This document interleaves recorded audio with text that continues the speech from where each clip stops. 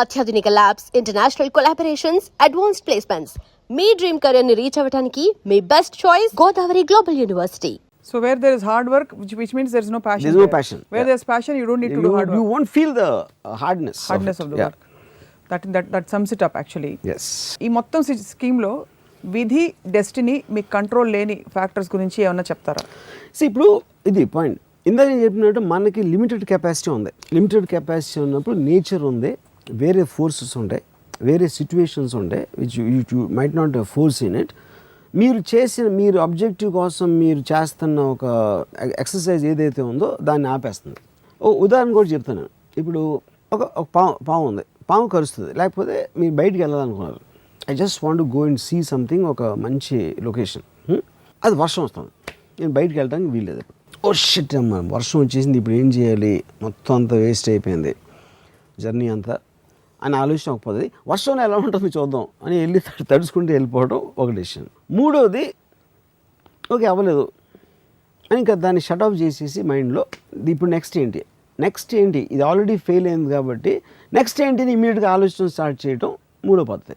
అంతేగాని ఎలాగ వర్షం ఎందుకు వచ్చిండ్రో అనవసరంగా పట్టుకుని అక్కడ గ్లూమీలోకి వెళ్ళిపోయి డిప్రెషన్లోకి వెళ్ళటం చేస్తారు మోస్ట్లీ.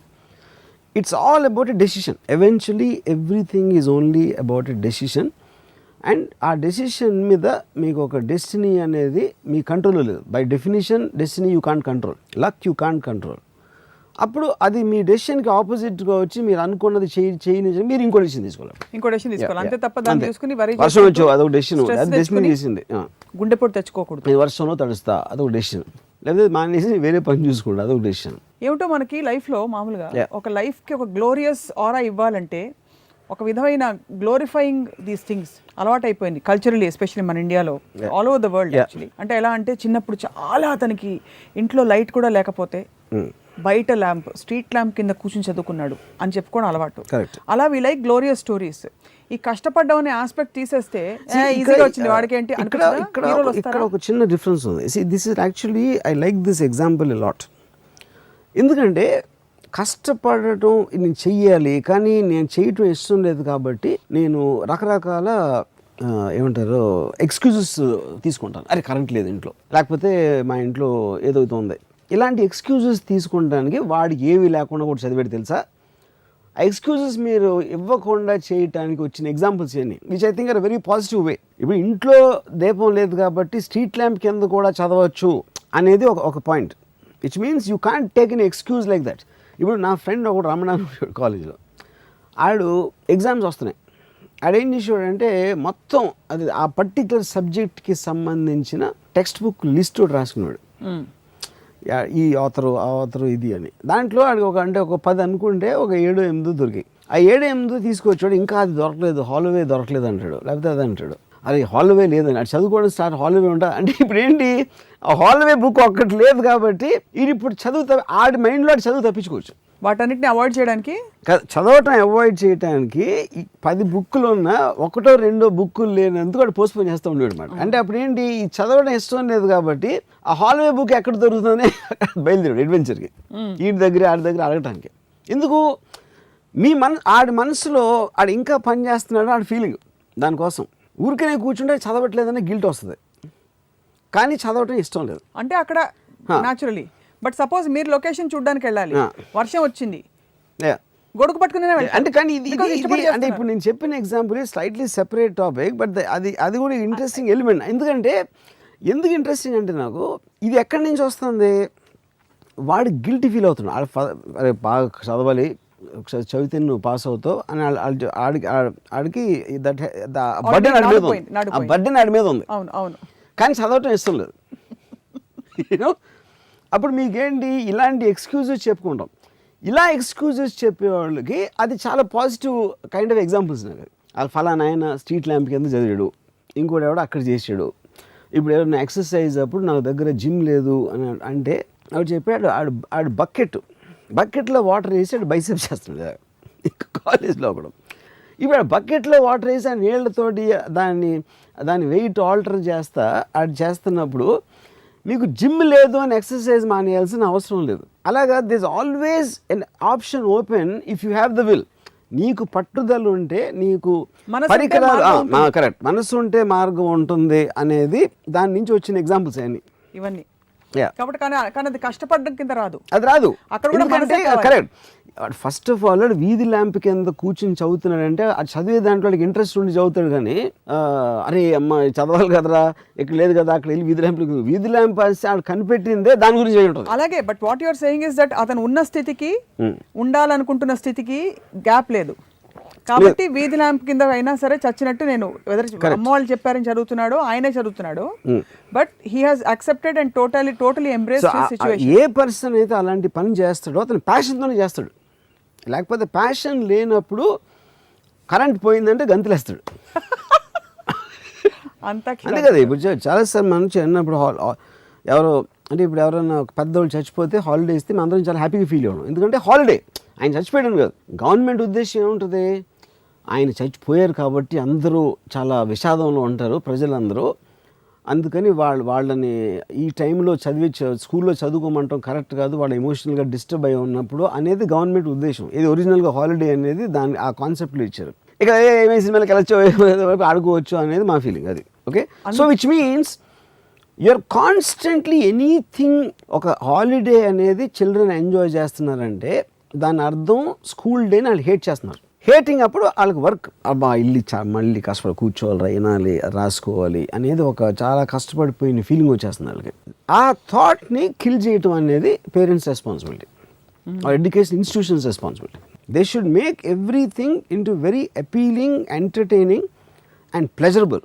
మీరు ఎప్పుడైనా కార్పొరేట్ కళాశాలకు వస్తే మీకు తీసుకెళ్ళి చూపిస్తాం మేము ఫీల్డ్ విజిట్. 12-14 గంటలు వేసి తోముతారు స్టూడెంట్స్ని. అందుకనే అందరూ గొర్రెలు అవుతారు. So last question, actually cinema హీరోల గురించే చెప్తారు. చాలా కష్టపడ్డాడు మా హీరో స్టంట్ సీన్ చేసేటప్పుడు, పై నుంచి దూకాడు, అసలు ఫుల్ కాల్ షీట్ వర్షన్లో ఆయన మొత్తం తడిసి. అది ఎందుకు చెప్తారంటే ఏం కష్టపడకుండా సూపర్ స్టార్ అయిపోయాడు అంటే జలసి వచ్చేస్తుంది. అది ఆడికి ఎలాగూ కోట్లు వచ్చేస్తున్నాయి, ఎలాగూ చాలా అందంగా ఉన్నాడు, అందమైన హీరోయిన్లతో డాన్స్ ఆడుతున్నాడు, ఇన్ని కష్టం కూడా పడట్లేదు అంటే కోపం వచ్చి చంపిపోతేస్తుంది. ఎందుకంటే మిగతా వాళ్ళందరూ సూపర్ ఫెయిల్యూర్స్ కాబట్టి. అప్పుడు ఎంత కష్టపడ్డాడో తెలుసా? మీరు ఈజీ అనుకుంటున్నారా స్టార్ అవ్వటం? పొద్దున్న 4 గంటలు లేసాను చలిలో ఆ పాటలో పాడు అంటే అప్పుడు అట్లీస్ట్ కొంతన్నా ఒక చిన్న సూతింగ్ అంటే అలాంటి ఇన్సెంటివ్ మీకు ఉంటే అందమైన అమ్మాయి మీ పక్కన ఉంటుంది, లేకపోతే కోట్లు ఇచ్చేస్తారు మీకు, మీ ఫేస్ బిల్ బోర్డులో ఉంది అంటే మొత్తం ఆంధ్రప్రదేశ్లో కానీ 8 కోట్ల వాళ్ళు అంతగానే ఎక్కువ కష్టపడతారు. That is not the point. కానీ అది కేవలం ఒక కంటి తుడుపు కోసం మాట్లాడతారు, చాలా కష్టపడి చేసామండి అని. మీరు ఇమాజిన్ చేయండి, ఒక పెద్ద స్టారు 10 కోట్లు తీసుకుంటున్నాడు, పక్కన అందమైన అమ్మాయిలు ఉన్నారు, ఇది ఉంది, నేను ఏం కష్టపడినండి అలా ఆగి వచ్చి అలా చేసి వెళ్ళిపోతాను అంతే. అంటే ఎంత మండిపోతుంది, అదే గ్లోరీ ఉండదు కాదు. ఎందుకు అది కంటి తుడుపు చర్య అంటారు. నిజంగా జరిగేది బాబుగారు బాగున్నారా, వచ్చి పెట్టండి తొందరగా అక్కడ చన్నీళ్ళతో వేడి నీళ్ళు వేయండి, ఇలాంటివన్నీ చేస్తారు. Because they can afford to, why not? So చెప్పటం అనేది కంటి తుడుపు చర్య. అప్పుడు వీళ్ళు ఈ పెంచిన వాళ్ళేమో చాలా కష్టం మాట అని అట్లీస్ట్ కొంచెం ఒక కన్సలేషన్ ప్రైజ్ లాగా ఉంటుంది, అది నమ్మినా నమ్మకపోయినా. అందుకే అలా చెప్తారు. అందుకని కష్టపడటం అనేది ఒక మారలిస్టిక్ వర్డ్ కింద బాగా రుద్దుతారు. ఎంత కష్టపడొచ్చాడో తెలుసా నీకు, ఇవాళ ఇలా చూస్తున్నావు, వాడు ఎంత కష్టపడ్డాడో తెలుసా అని మీరు ఒక ఎమోషన్లో ఒక డైలాగ్ చెప్తే, మీరు ఒక సాడ్ మ్యూజిక్లో ఆ రోడ్ల మీద తిరుగుతా అలా వచ్చి ఆయన కానీ రోడ్ల మీద చాలా హ్యాపీగా వచ్చి ఉంటాడు, అది తెలియదు ఎవరికి. చాలామంది నన్ను అంటారు మీరు అంత కష్టపడి వచ్చి ఉంటారండి, ఎందుకంటే వాళ్ళకి ఇష్టం అది నమ్మటం. కష్టపడి రావడం అంటే ఫిజికల్గా మీరు నడిచొచ్చారా పరిగెట్టుకుంటూ వచ్చారని కాదు, బట్ మీరు ఆ సందర్భాలు మీకు చేతిలో 100 రూపాయలు మాత్రమే ఉంది, వాళ్ళ పొద్దున భోజనం గడిచింది కానీ రాత్రి భోజనం ఏమిటి అది ఎవరు అసలు. ఇప్పుడు అదే నా పాయింట్. ఇప్పుడు నేను కాలేజ్లో ఉన్నప్పుడు మా ఫాదర్ నాకు 400 రూపీస్ పంపించారు. 400 రూపీస్ అది రెంట్ గింటూ ఐ మీన్ రూమ్ రెంట్లో ఇలాంటివన్నీ 2 రోజులు 3 రోజులు అయిపోయింది మొత్తం. అది డబ్బులు నీకు జేబులో అసలు. కానీ నా దగ్గర డబ్బులు లేదు, ఎలాగ రేపు బ్రేక్ఫాస్ట్ తింటాం, అరే ఎవరిని పడదామని ఆలోచించేవాడిని.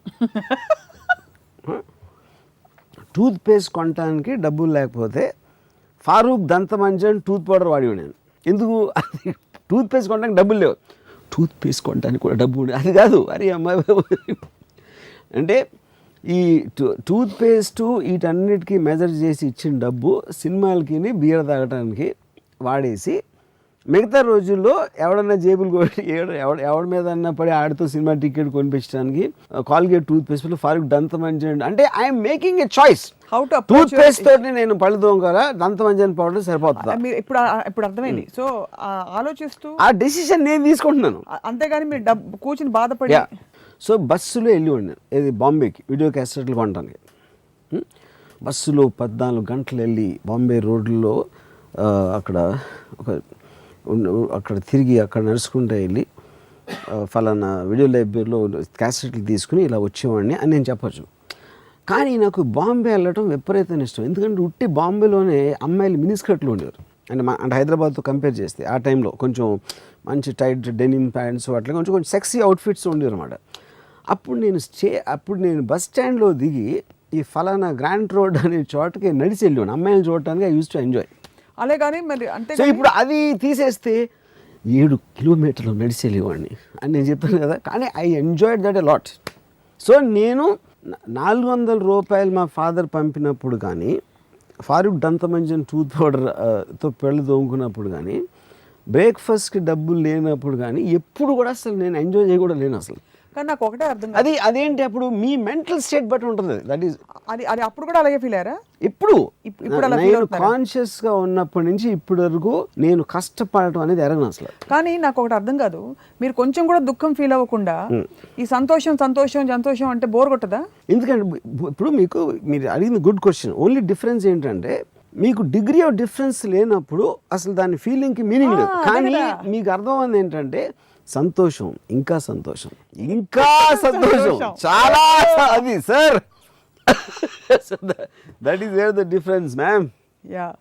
ఇప్పటికి అర్థమైంది. సో ఇప్పుడు చదువుతున్న పిల్లలందరినీ మీరు ఇవాళ హాయిగా కరప్ట్ చేసి పడేశారు. కష్టపడి చదువుతున్నట్టు నేను పిల్లలకి ఏం చెప్పను, పేరెంట్స్ చెప్తాను. దయచేసి బాగా కష్టపడు, చాలా కష్టపడితే కానీ నువ్వు పైకి రావు, నీకు మార్కులు రావు అని వాళ్ళ మైండ్లు చెడదొబ్బద్దు అని ఒక. అలాగే మీరు కూడా కష్టపడి పిల్లల్ని పెంచుతున్నాం అనుకోకండి. నేను కష్టపడుతున్నాను అనుకుంటే you are a failed person in life. ఎవరైనా మీకు కష్టపడు అని చెప్తే వాళ్ళు మిమ్మల్ని బూతులు తిట్టినట్టు మీరు అనుకోవాలి. విన్నారు కదా అందరూ? That is what my advice is. And చాలా కష్టపడుతున్నాను, పోరు కొడుతుంది అయినా చేస్తున్నా, ఇంట్రెస్ట్ లేదు అయినా చేస్తున్నాను అంటే వాళ్ళ బతుకు చావుతో సమానం. Thank you very much. వచ్చే వారం మరొక ఇంట్రీగింగ్ అండ్ ఇంట్రెస్టింగ్ టాపిక్ మీద మాట్లాడదాం. రామోయిజం